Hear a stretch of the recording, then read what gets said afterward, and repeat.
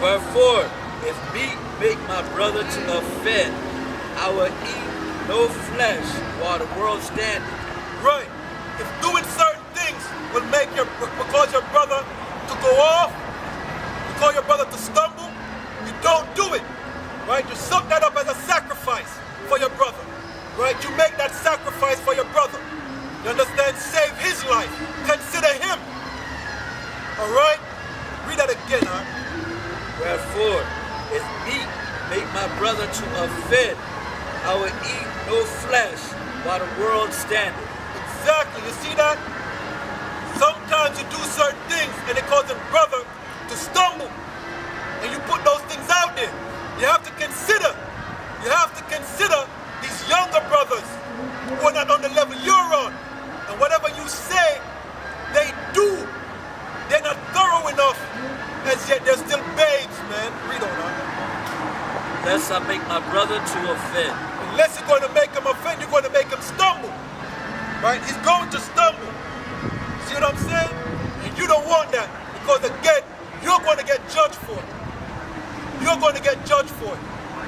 Understand? You ought to be our brother's keeper. You ought to be our brother's keeper. Man, judgment is coming.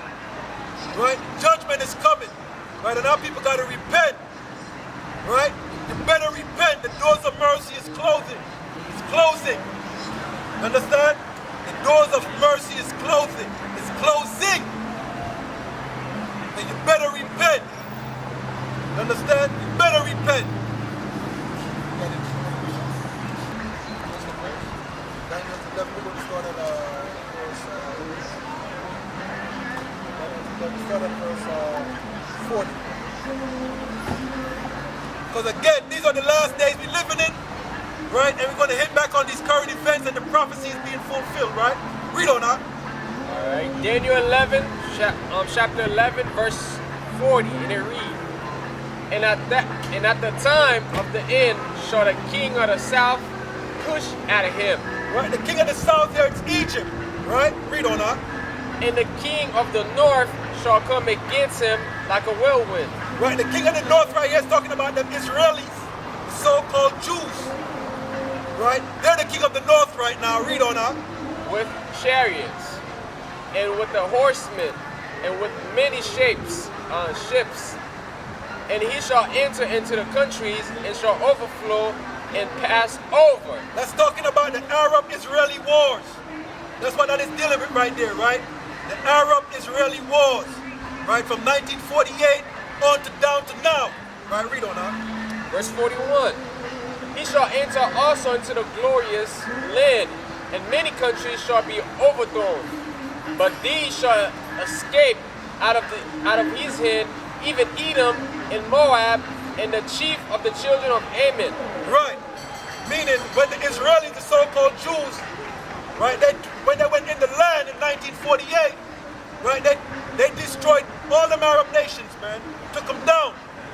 Took them all down. Right?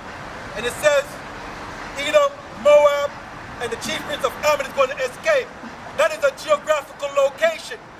When you look at that geographical location, it's talking about Jordan. Right? That is Jordan right now. What is the capital of Jordan called? Ammon. Ammon is the capital of Jordan. You see that?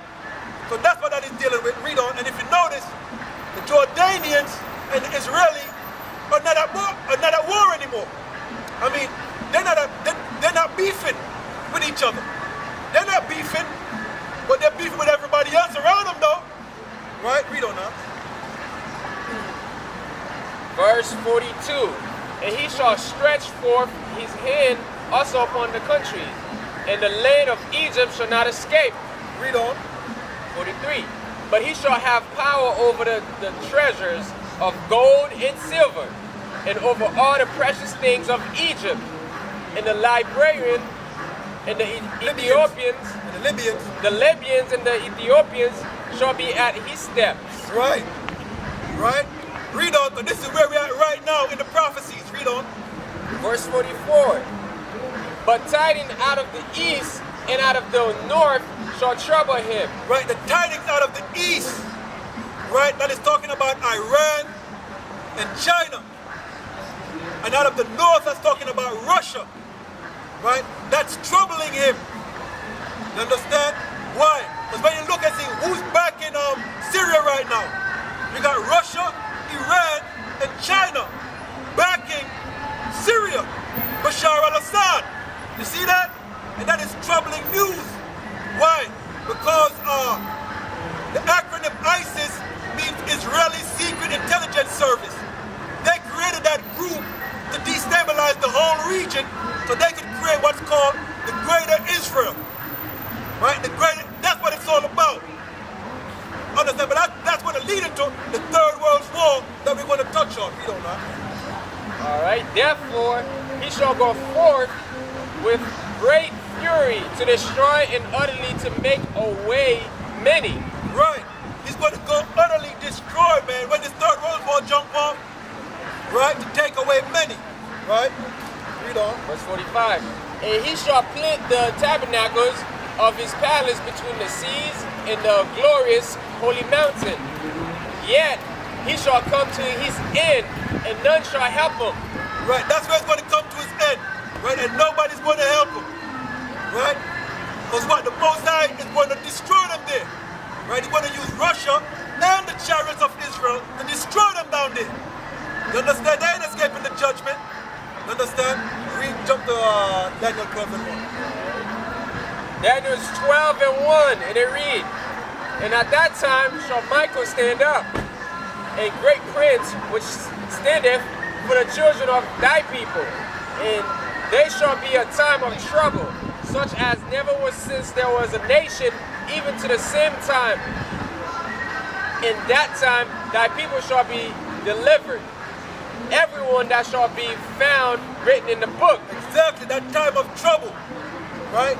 Now we're coming into the time of trouble. Give me Matthew, the 7th chapter, Matthew the 24th chapter. Right, that time of trouble. That time of trouble is also known as the Great Tribulation. Right, that time of trouble is also known as the Great Tribulation. What you got, Matthew 24, 21? 21? Yep, 24, 21. Matthew chapter 24, verse 21, and it read, for then shall be a great tribulation, such as was not since the beginning of the world, since this time. No, nor ever shall be. To show you how bad it's going to get, the time we're coming in. It's going to be that bad. The destruction that's coming in, right? That's going to hit these streets. Never happened like this before, ever. And it will never happen like this ever again. You understand? This last hurrah is going to be brutal, vicious. You've never seen the likes of this before, right? We don't know. Verse 22, and except those days should be shortened, there should no flesh be saved. Right, except those days be short, to show you how bad it's going to get. The Lord said, if you don't shorten those days, read on. But for the... No, read that again, except those days. All right. And except those days should be shortened. Except those days be shortened. Think about that for a minute. Read on. There should no flesh be saved. There should no flesh be saved, to show you how bad it's going to get. To show you how bad it's going to get. If the Lord don't shorten the days, no flesh will be saved. Right? But guess what? Read on. But for the elect's sake, for his chosen sake, of the children of Israel, from the chosen of his people, read on. Those days shall be shortened. He's going to shorten those days. Why? To deliver his people, man. Because the Lord loves his people that much. You understand? He loves his people that much. You understand? And we're at the brink of it, as I said. We're at the brink of the Third World War when all these calamities are going to happen. Revelation 8 and 13. All right. Revelation chapter 8, verse 13. Revelation 12 chapter 1. And I beheld and heard an angel fly through the midst of heaven, saying with a loud voice, Woe, woe, woe to the inhabitants of the earth, by reason of the other voices of the trumpet of the three angels which are yet to sound. Right, that's the three woes. Woes mean destruction. So you're going to have three major destruction in the planet Earth. All that is saying, you're going to have three major destruction in the planet Earth. Right? That is World War I, World War II and the coming World War III. Give me Revelations 9 and 12. No. Portugal. Go out. Revelation chapter 9 verse 12. One woe is past, and behold, there come two woes more hereafter. World War I is already gone. Right? World War I is gone already. Started what, 1914 and 1919?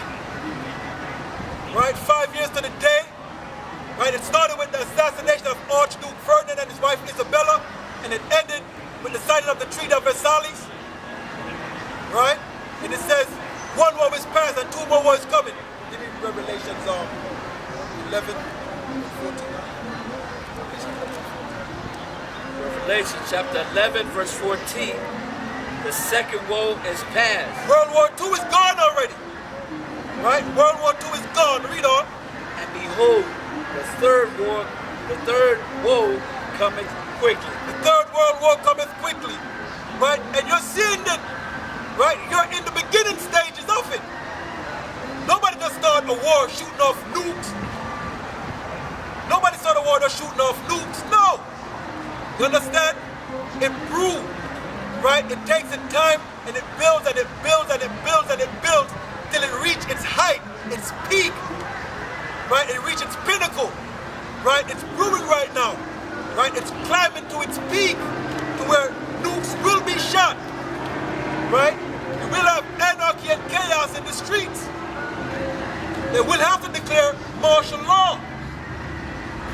Right? They will have to declare martial law. Right? To kind of quell the violence in the streets. And they already have FEMA camps ready to throw y'all in. They got FEMA camps on the ready to throw you in. Believe that. You understand? These things are here. It's just waiting to be played out. As I said, the Most High said his word shall not come back to him void.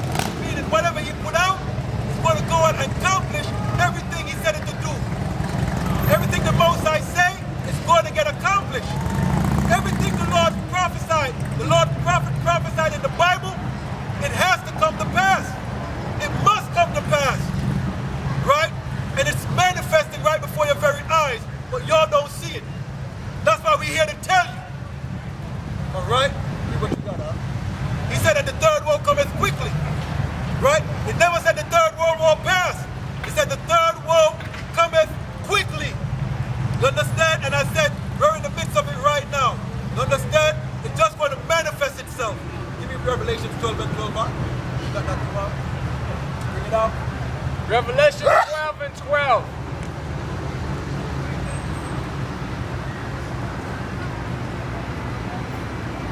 Revelation 12 and 12. And it reads, therefore rejoice, ye heavens, and he that dwelt in them. Read on. Woe to the inhabitants of the earth and of the sea. Again, woe is destruction to the inhabitants, the ones who are living in the earth. Right? And even the animals, the fishes in the sea. No one escaping this thing, man. No one escaping it, right? Read on. For the devil is come down unto you, having great wrath, because he knoweth that he hath but a short time. Exactly, and that's what's going to happen. The devil is going to come down unto you, having great wrath. Why? He know he have but a short time. The rulership is done. Right? Esau know his rulership is done. He know it's coming to an end. As it said in 2nd Ezra, what is it, 9? 2nd Ezra 6 and 9. Jacob is the beginning of the world. Matter of fact, let me grab that real quick. 2nd Ezra, you got it on 2nd Ezra 6 and 9. 2nd Ezra 6 and 9.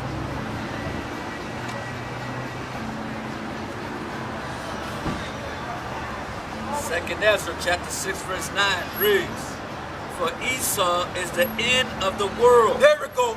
For Esau is the end of the world. And Jacob is the beginning of it that followeth. And Jacob is the beginning of it that followeth. Read that one more time to walk into Revelation 12 and 12 again.